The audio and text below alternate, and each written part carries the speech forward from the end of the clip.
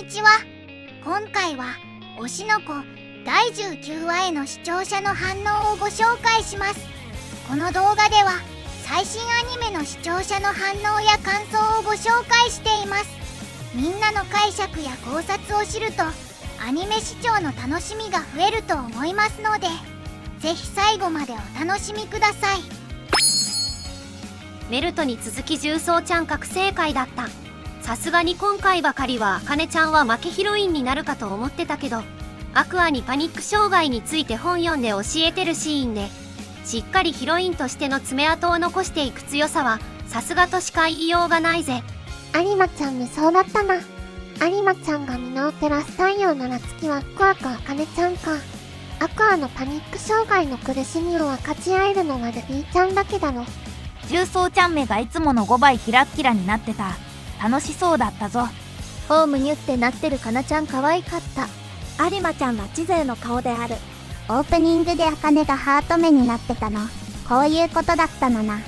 かなちゃん覚醒で茜ちゃんぶっ壊れてたの新た。茜の周りにロリかなちゃんがたくさんのずドキドキ総合を崩してて口の中はハート型に。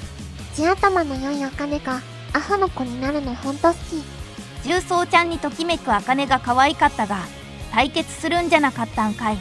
茜は勝ちたかったとか言ってたけど、どこで勝敗ついたんだ。観客の反応が重曹の方が良かったから。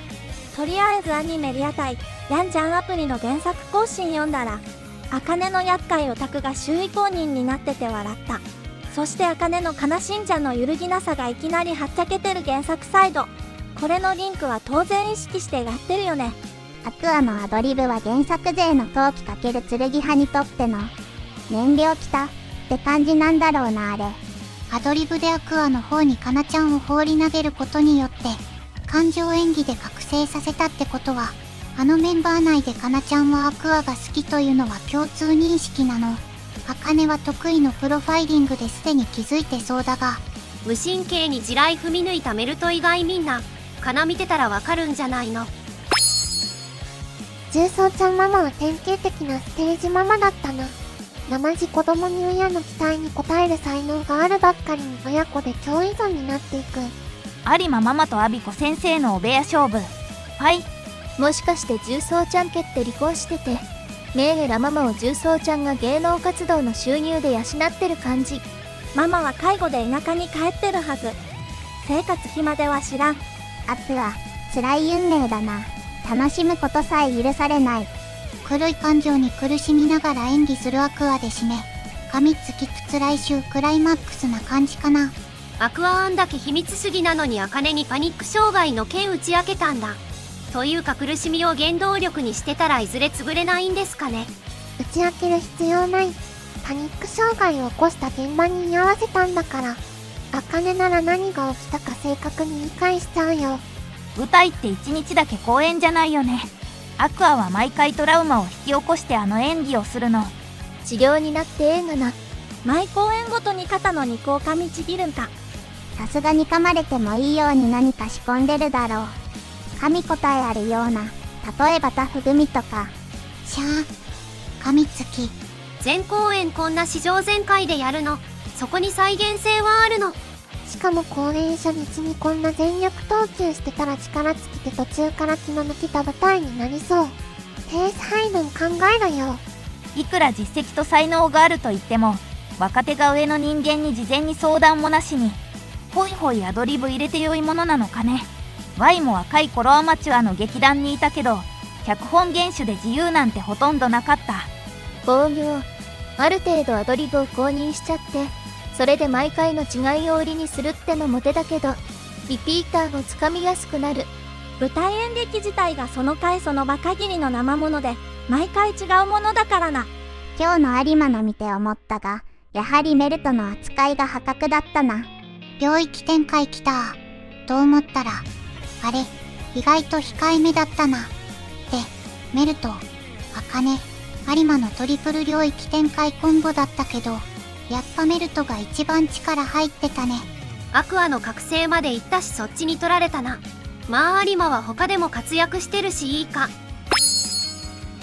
姫川は感情演技がすごいって言われてるけど、肝心のブレイドさんのキャラがわかんねえわ。スポーツ感覚で楽しそうに人を切ってたかと思えば、さや姫を仕留めた後は急に賢者モード入りやがって。ブレイドが卑怯すぎてくさ。刀で語り合おうぜ。女に戦わせる。刀を持ってない相手に必殺技。これが人気商業漫画の主人公の姿か。だから主人公を差し置いて、陶器×剣なんてカップリングが流行ったりするんだろうな。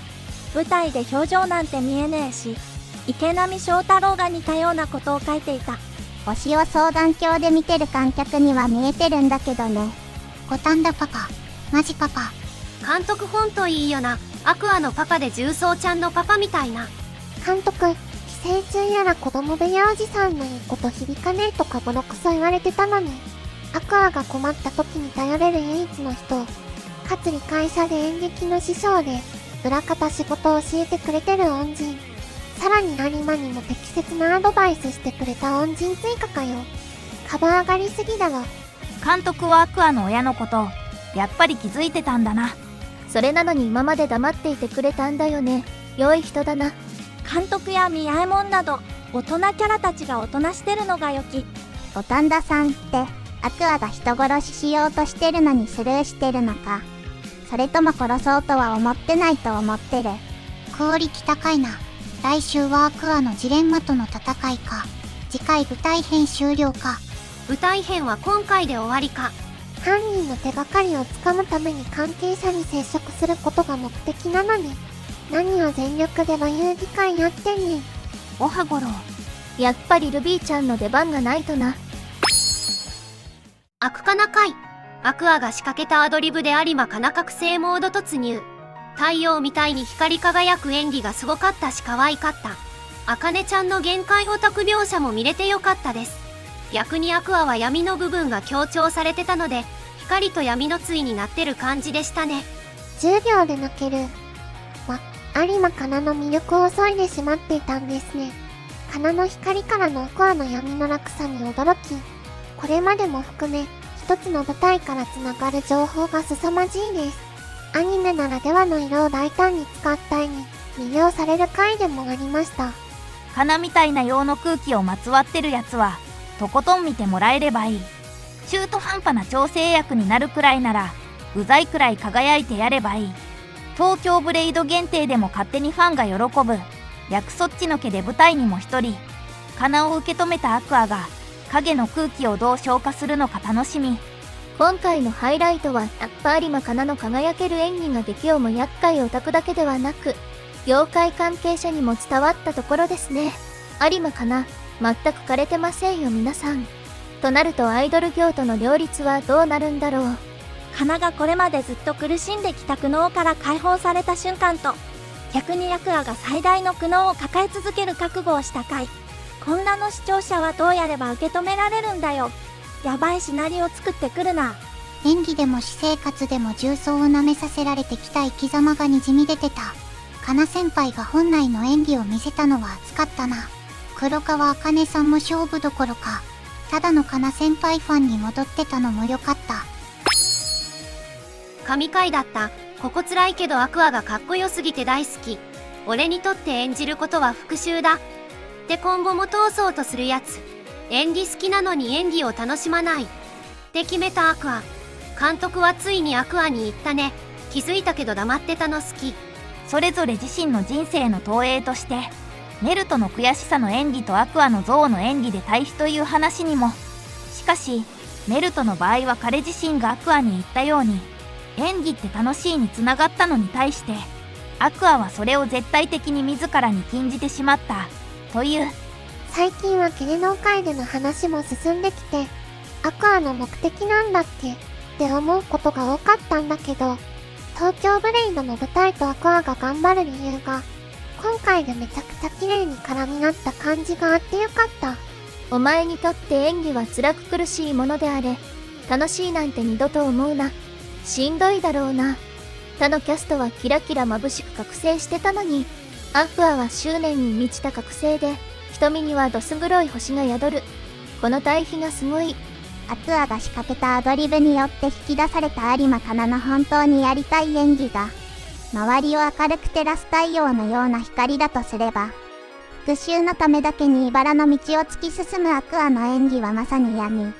瞳に宿る星の色の違いが、二人の対比をより一層美しく悲しいものにしていて、素晴らしい演出でした。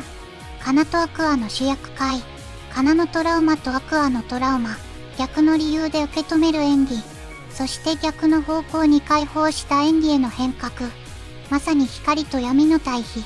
そして五反田監督が二人に大きい影響を与えた戦犯感。まさしく目の離せない30分だった。最後までご視聴いただき、ありがとうございました。皆さんのご感想や注目ポイント、考察などありましたら、コメントで教えていただけると嬉しいです。このチャンネルでは、最新アニメのみんなの反応や感想をご紹介しています。様々な考察や多様な意見を聞くと、これまでなかった視点が増えて、アニメ視聴の新しい発見があるかもしれませんので、ぜひ、チャンネル登録とグッドボタンをよろしくお願いします。それではまた次回の動画でお会いしましょう。